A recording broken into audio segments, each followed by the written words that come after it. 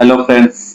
आज मैं यूसीसी के बारे में डिस्कशन करूंगा अपने बड़े भैया से, जो कि आपको फुल डिटेल और फुल इंफॉर्मेशन के साथ पूरी तरह से बताएंगे कि यूसीसी होता क्या है और इसका लाभ क्या है, हानि क्या है। तो वीडियो को पूरा अंत तक जरूर देखें। और हम इस बीच में कोई एआई इफेक्ट्स भी नहीं डालेंगे, तो वीडियो को जरूर सुनिएगा ध्यान से बस। तो बताइए यूसीसी होता क्या है। Thank you Shivan. मेरा नाम है राजकुमार और हम आज बात करेंगे यूनिफॉर्म सिविल कोड के बारे में। तो यूसीसी आजकल बहुत ज़्यादा चर्चाओं में है। यूनिफॉर्म सिविल कोड, समान नागरिक संहिता, यह हमारे भारतीय संविधान के आर्टिकल 44 में दे रखा है। लेकिन इसकी शुरुआत 1835 में जब अंग्रेज हमारे पास जब हम पे राज कर रहे थे, तब उन्होंने ये लेके आए थे कि सभी के लिए एक कानून होना चाहिए। उन्होंने कॉन्ट्रैक्ट और कई सारे मामलों में जो भी होते हैं लॉज, उन सभी पे, जैसे कि क्रिमिनल कोर्ट्स और जो फौजदारी मामले होते हैं, उन सभी पे उन्होंने यूसीसी बनाया। लेकिन उन्होंने कुछ मामले छोड़ दिए थे, जैसे कि डाइवोर्स, मैरिज या फिर एडॉप्टेशन, क्योंकि ये उन्हें राज करने में उन्हें दिक्कत पैदा कर सकते थे। इसलिए तो अब अभी आज का क्या प्रेजेंट सीन है, तो इसे हमारे भारतीय संविधान के डीपीएसपी में रखा गया है। और हमारे जो बी आर अम्बेडकर साहब थे, उनका मानना था कि आज़ादी के तुरंत बाद ही इसे दे दिया जाए।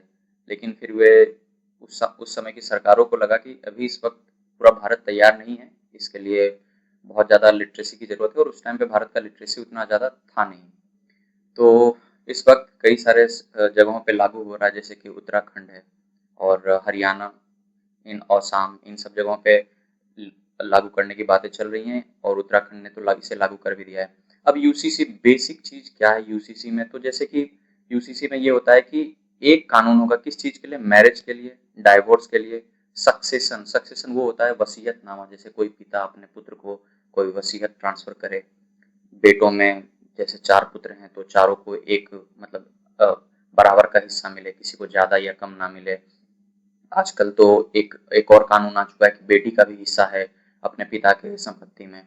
एडॉप्टेशन की, किसी माँ बाप को बच्चा गोद लेना हो तो उसके लिए भी है, क्योंकि जब बच्चा वो गोद लेंगे तो साथ ही साथ उनको प्रॉपर्टी भी तो ट्रांसफर करना पड़ेगा ना, बिल्कुल अपना उन्हें उसे बनाना पड़ेगा।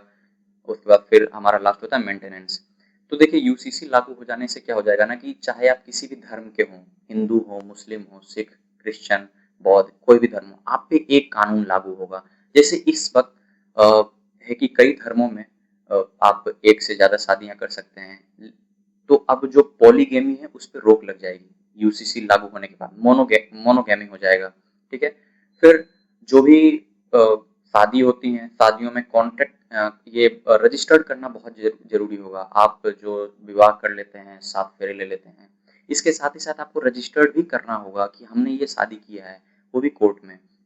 साथ ही साथ डाइवोर्स, जो डाइवोर्स है, इस मामलों को थोड़ा और ईज किया जाएगा इसमें, कि आपका जब तक जो भी मामले होते हैं, जैसे शादी किया आपने, आपने डाइवोर्स बिना लिए किसी और के साथ आपका संबंध है, तो उसे उसे उस पर रोक लगाया जाता है, उस पर सजा है। फिर है मेंटेनेंस। हर लड़की को आपको गुजारा भत्ता देना ही पड़ेगा अगर आपने शादी किया है और आप उसे छोड़ना चाहते हैं, तो मेंटेनेंस के भी प्रावधान है। एडॉप्टेशन, बच्चों को आप कैसे गोद लेंगे, इसके भी प्रावधान दिए गए हैं। और यही सारी चीजें हैं। और सक्सेशन, प्रॉपर्टी राइट्स ये हैं, जैसे कि मुस्लिम में ये हुआ करता था कि उनकी बच्चियों को भी उनके राइट्स मिलते थे, अपने पिता के राइट्स। उसी तरह अब ये चीज हमारे जो हिंदू धर्म है, इसे इसमें भी लाया गया है। तो यूसीसी एक तरह से क्या कर देगा कि सभी नागरिकों को एक गुच्छे में बांध के रख देगा और सभी के लिए एक कानून होगा, तो जिससे देश में बहुत ज्यादा जो विविधताएं हैं वो तो फलेगा फूलेगा ही, लेकिन जो कानून है उसको बहुत ईज मिलेगा, बहुत आसानी होगा किसी भी चीज को टैकल करना, हैंडल करना। और ये हमारे देश के लिए, एकीकरण के लिए एक बहुत ही शानदार प्रयास है। Thank you.